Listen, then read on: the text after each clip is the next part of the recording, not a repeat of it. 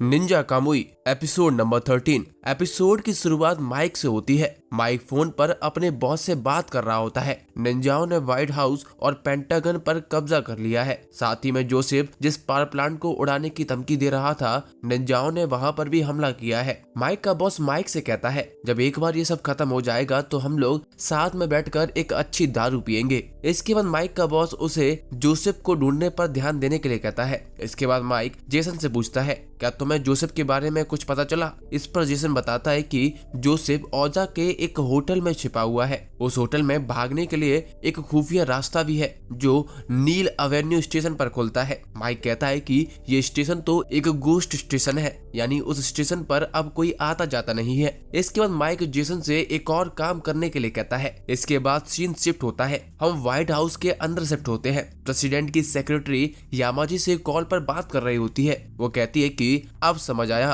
तुम लोगों का प्लान क्या था। तुम लोग पावर प्लांट के नाम पर चेक पॉइंट बना रहे थे जहां से तुम हम पर कभी भी हमला शुरू कर सको। अब तुम लोग आगे क्या करने वाले हो? क्या तुम हमारे देश पर कब्जा कर लोगे? इस पर यामाजी उससे कहता है, हमारा केवल एक ही मकसद है, दुनिया में शांति लाना। निंजाओं का यही एकमात्र कर्तव्य है। सेक्रेटरी कहती है, क्या तुम इसे शांति कहते हो? इस पर यामाजी कहते हैं, हमारे समय से अब बहुत ज्यादा डिसबैलेंस हो गया है। रिलीजन्स, रिसोर्सेस, टेरिटोरी, इनमें बहुत ही ज्यादा भेदभाव आ गया है। जो लोग इससे सफर कर रहे हैं वो इसे कभी भी माफ नहीं कर पाएंगे। इसीलिए हम सब चीजों को छोड़कर एक ऐसी पावर बनेंगे जो सारी दुनिया पर राज करेगी और दुनिया में शांति लाएगी। जो कोई शांति भंग करने की कोशिश करेगा हम उसे नहीं छोड़ेंगे। इसे पूरा करने के लिए हमें सबसे पहले एक ऐसा प्लेटफॉर्म चाहिए होगा जिससे हम लोगों तक पहुंच सके। हमने औजा की हर एक टेक्नोलॉजी पर कंट्रोल कर लिया है। हमें जोसेफ की जरूरत नहीं है। हम जल्दी उसे भी ठिकाने लगा देंगे, पर उससे पहले एक और प्रॉब्लम सॉल्व करनी है।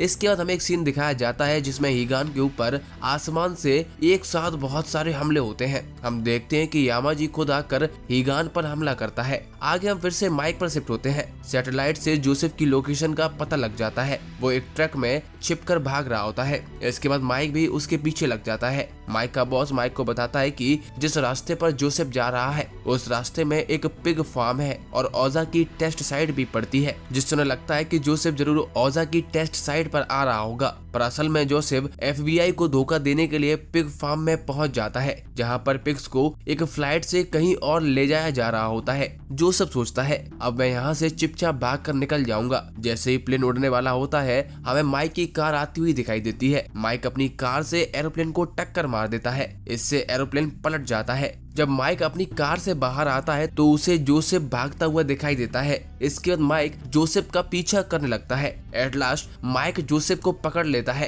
पर जोसेफ माइक को काट कर भागने की कोशिश करता है। माइक अपनी गन निकाल लेता है, पर हम देखते हैं कि दोनों लोग औजा के एक पावर प्लांट के सामने खड़े होते हैं। माइक की गन को देखकर जोसेफ भी पावर प्लांट को उड़ाने की धमकी देने लगता है। इससे माइक रुक जाता है। जोसेफ पूछता है, आखिर तुम्हें कैसे पता चला कि मैं यहाँ मिलूंगा? माइक कहता है कि अगर मेरी जितनी लंबी नौकरी तुमने कर ली होती तो तुम्हें भी पता लग जाता। आगे जोसेफ पावर प्लांट की तरफ देखता है और उसे उड़ाने की कोशिश में अपनी घड़ी का बटन दबा देता है, पर हम देखते हैं कि उससे कुछ नहीं होता। तब हमें पता चलता है कि जेसन ने जोसेफ की घड़ी के सिग्नल को जैम कर दिया होता है, जिसकी वजह से पावर प्लांट तक सिग्नल नहीं जा पाता और वो बच जाता है। आगे माइक जोसेफ की कुटाई करता है और कहता है, तुम भले ही एक जीनियस हो, पर मेरे जैसे खत्म पुलिस वाले ने भी तुम्हें पकड़ लिया। अगर तुम भाग जाते तब भी कोई ना कोई तुम्हें जरूर पकड़ लेता। अब तुम बाकी जिंदगी जेल में सड़ोगे। जोसेफ कहता है, तुमने मुझे भले ही पकड़ लिया हो, पर दुनिया में न जाने कितने ही लोग हैं जिन्हें मेरी एक्सपर्टीज की जरूरत है। मैं आज नहीं तो कल जरूर छूट कर बाहर आ जाऊंगा।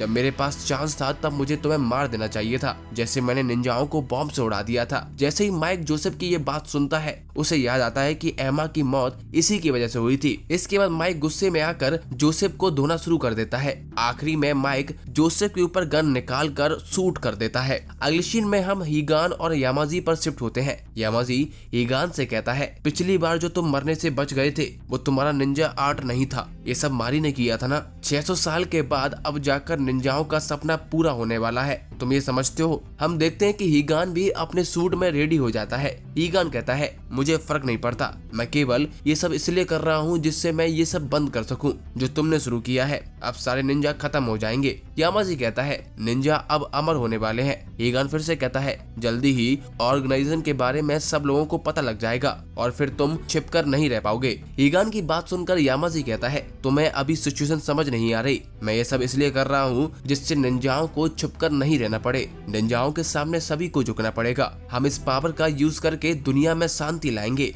हीगान कहता है चलो देखते हैं कौन तुम्हारे सामने झुकता है। यामाजी कहता है इसीलिए मैं यहाँ खुद आया हूँ जिससे मैं इसे पूरी तरह से खत्म कर सकूं। इसके बाद यामाजी और हीगान दोनों आपस में लड़ने लगते हैं। यामाजी तेजी के साथ हीगान पर हमला करता है जिससे हीगान गिर जाता है। आगे यामाजी लगातार हीगान पर हमला करता है। ऐसा लग रहा होता है कि यामाजी हीगान पर भारी पड़ रहा है। यामाजी हीगान पर अपनी तलवार से हमला करता है पर हीगान बच जाता है, जिसके बाद यामाजी की तलवार जमीन पर धंस जाती है। हीगान यामाजी पर अपनी तलवार से हमला करता है पर यामाजी सभी हमलों को अपने हाथ से ही रोक रहा होता है। यामाजी भागकर अपनी तलवार वापस लेने की कोशिश करता है पर हीगान उसे ऐसा करने से रोक देता है। हीगान यामाजी पर अपनी पूरी पावर के साथ हमला करता है। यामाजी अपने पास खड़ी कार के गेट से उसे रोकने लगता है। तभी वहाँ पर जाई की एंट्री हो जाती है। जाई भी आकर हीगान पर हमला कर देता है पर हीगान सही समय पर जाई के हमले को ब्लॉक कर देता है। जाई हीगान से कहता है मैं केवल एक जिंदगी जी सकता हूँ और वो है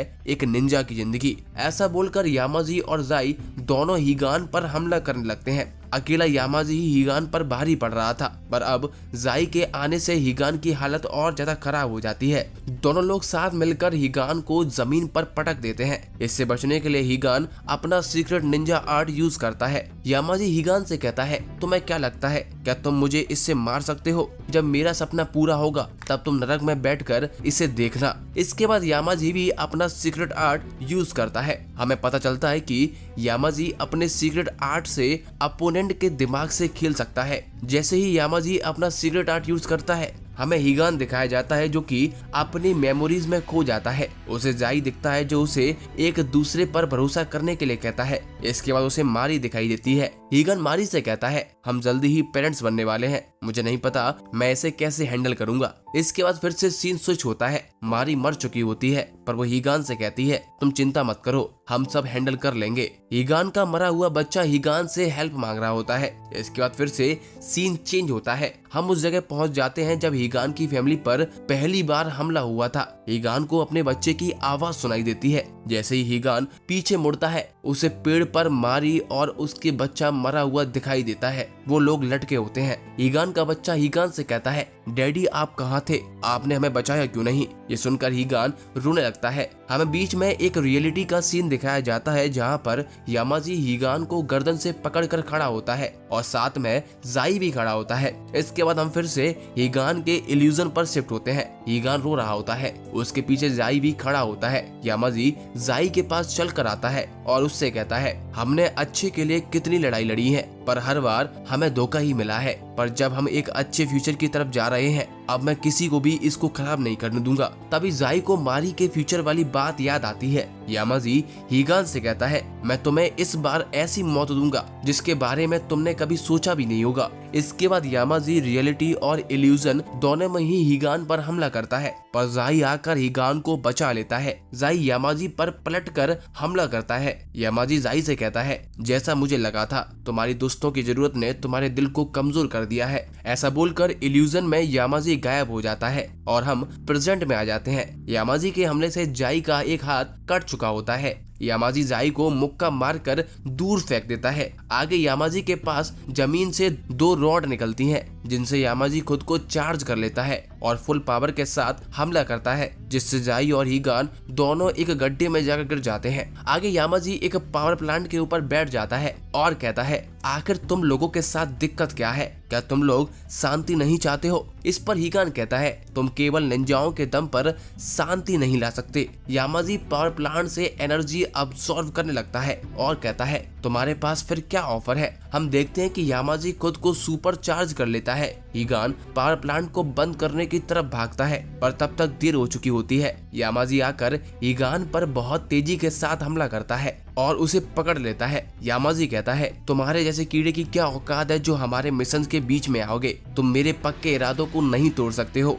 ऐसा बोलकर यामाजी हीगान की चेस्ट में तलवार घुसाने लगता है। इसके बाद यामाजी सभी पावर प्लांट से एक एक करके एनर्जी खींचने लग जाता है। हमें इसके बाद एक सीन दिखाया जाता है जहां पर यामाजी वीडियो कॉल में यूएस प्रेसिडेंट की सेक्रेटरी से बात कर रहा होता है। वो कहता है कि अगर तुम लोगों ने मेरी बात नहीं मानी तो तुम लोग बहुत ही ज्यादा पछताओगे। अगले सीन में हम देखते हैं कि हीगान मारी की गोद में लेटा होता है। हीगान मारी से कहता है, मैं जो कर सकता था वो मैंने किया, अब मेरे लिए रास्ता खत्म हो चुका है, मेरा सफर यहीं तक था। इस पर मारी कहती है, तुम ऐसा क्यों सोच रहे हो? तुम्हारी आत्मा तो अभी भी जिंदा है, चाहे वो गुस्से से ही क्यों ना भरी हो। इंसान का दिल बहुत ही कमजोर होता है, पर तुम उससे कहीं ज्यादा ऊपर उठ चुके हो। तुम मेरी निंजा फिलॉसफी को याद करो। अपने दिमाग को कंट्रोल करके तुम आग के जितने नरम और बर्फ के जितने कठोर बन सकते हो। मारी की बात सुनकर हीगान अपनी आंखें बंद कर लेता है। हम देखते हैं कि हीगान फिर से अपने पैरों पर खड़ा हो जाता है। हमें एमा की बात भी याद दिलाई जाती है कि हीगान का सूट कामोई यूजर की इच्छा के अनुसार काम करता है। साथ ही में हीगान मारी की फिलॉसफी को याद करता है। हम देखते हैं कि हीगान का रोबोटिक सूट अपने आप अपग्रेड होने लगता है और उसके ऊपर लगा हुआ रेड कलर निकल कर ब्लैक हो जाता है। हीगान अचानक से जाई का सीक्रेट आर्ट यूज करता है। ये देखकर यामाजी और जाई दोनों हैरान हो जाते हैं, क्योंकि हर एक निंजा के पास केवल एक ही सीक्रेट आर्ट होता है। आगे हीगान बहुत तेजी के साथ यामाजी पर हमला करता है। यामाजी हीगान की स्पीड का सामना नहीं कर पा रहा होता है। हीगान को देखकर जाई कहता है, हीगान असली में एक ट्रू शिनोबी है। आगे हीगान अपनी पावर के साथ तेजी से यामाजी की तरफ बढ़ता है। यामाजी भी फुल स्पीड के साथ हीगान पर हमला करते हैं। जब दोनों लोग आपस में टकराते हैं तो एक तेज रोशनी निकलती है, जिसके बाद से सभी पावर प्लांट बंद हो जाते हैं और आसपास के एरिया में अंधेरा छा जाता है। जब धूल हटती है तो हम देखते हैं कि हीगान ने यामाजी को हरा दिया होता है। यामाजी मरते हुए हीगान से कहते हैं, मैं अभी जरूर हार गया हूँ, पर दूसरे निंजा हमारे देखे हुए सपने को जरूर पूरा करेंगे। हम देखते हैं कि जिन रोबोटिक निंजाओं ने व्हाइट हाउस पर कब्जा किया होता है, उनके ऊपर एक और मास्क वाला निंजा आता है और रोबोटिक निंजा के पीठ पर एक रोबोटिक स्पाइडर लगा देता है, जिसके बाद रोबोटिक निंजा बेहोश होकर गिर जाते हैं। निंजा क्लैन का चीफ भी दूर से यामाजी की मौत को देख रहा होता है। यामाजी हीगान से कहता है, इस दुनिया में कभी भी शांति नहीं होगी जब तक हमें दूसरों पर निर्भर रहना पड़ेगा। हीगान यामाजी से कहता है, तुम्हें जो करना था तुमने कर लिया, पर मैं इसे शांति नहीं मानता हूँ। मेरे लिए एक ही चीज मायने रखती है, वो है तुम्हारा अंत। हम अगले सीन में देखते हैं कि जोसेफ को पुलिस पकड़कर ले जा रही होती है। माइक जब जोसेफ पर गन निकालता है तो जोसेफ की फट जाती है और वो अपनी पैंट में ही पेशाब कर देता है। माइक अपने गुस्से पर काबू रखते हुए गोली को जोसेफ के बगल में चलाता है, जिससे जोसेफ का कान कट जाता है। माइक जोसेफ से कहता है, तुम्हें जितनी भी बार जेल से निकलना है निकल जाओ, मैं हर बार आकर तुम्हारे मुंह पर एक जोरदार पंच मारूंगा। आगे हम देखते हैं कि व्हाइट हाउस पूरी तरह से फ्री हो जाता है। इसके बाद माइक को पता चल जाता है कि हीगान ने अपना काम कर दिया है। यामाजी के मरने के बाद जाई खुद को मारने की कोशिश करता है, पर हीगान उसे रोक देता है। जाई कहता है कि कौन सा निंजा अपने लीडर पर हमला करता है। हीगान जाई से कहता है, सब कुछ खत्म हो चुका है, अब कोई भी निंजा नहीं बचा। मुझे एहसास हुआ कि मैं बहुत सारे लोगों के विश्वास की वजह से जिंदा हूँ। ये बात तुम्हारे लिए भी सही है, इसीलिए हम दोनों का फर्ज बनता है कि हम दोनों जिए और उन लोगों की काइंडनेस का कर्ज चुकता करें। हीगान की बात सुनकर जाई कहता है, क्या मेरे लिए कोई दूसरा रास्ता बाकी है? इस पर हीगान कहता है, तुम जहाँ भी जाओगे नया भविष्य तुम्हारा इंतजार करेगा। एपिसोड के एंड में हीगान अपने रोबोटिक सूट को पानी में फेंक देता है और दूर कहीं चला जाता है। इसी के साथ ये एपिसोड यहीं खत्म हो जाता है और ये सीरीज भी यहीं खत्म हो जाती है। दोस्तों बताइए आपको ये एपिसोड और ये पूरी सीरीज कैसी लगी? हमें कमेंट जरूर करिए। अच्छा लगता है